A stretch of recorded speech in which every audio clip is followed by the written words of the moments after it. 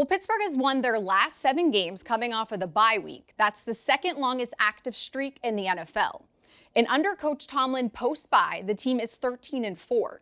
So how can they secure their 7th victory of the season? Here's Bob and Coach with your keys to the game, presented by your neighborhood Ford store. Bob.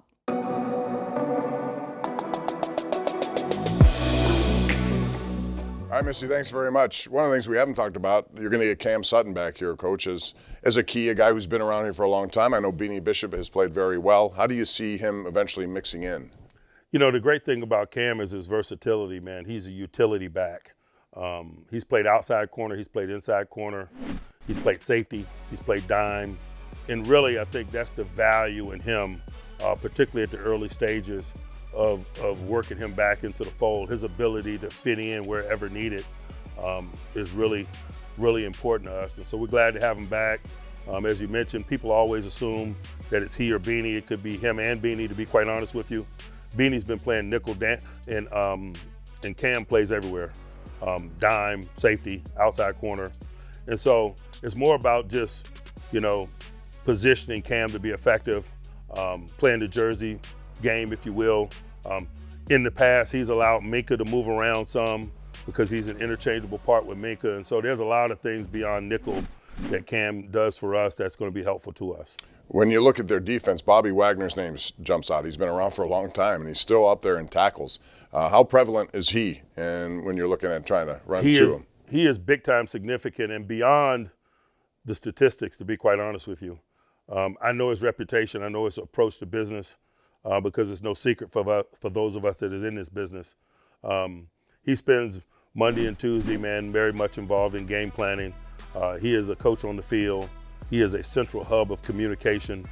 They give him a lot of latitude in terms of getting them in the correct defense based on circumstance or offensive structure.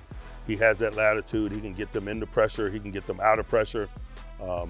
He is a critical component to the foundation of what they're doing there defensively. You got a guy that has a background with Dan Quinn in that defense. It's not new to him. And so he can be a component of teaching it to the others.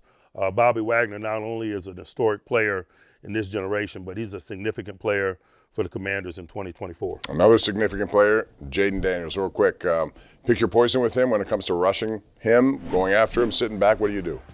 I think like a lot of good players, you got to be willing to do everything. His mobility, whether it's by design or ad lib, is a component of any discussion.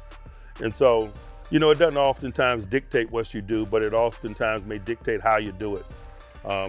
If you rush, the less people you rush, the more conscious you got to be of the coverage behind them because there are more escape lanes. The more people you rush, the less you do. But those are general football isms, if you will, things that we deploy every time we face quarterback mobility.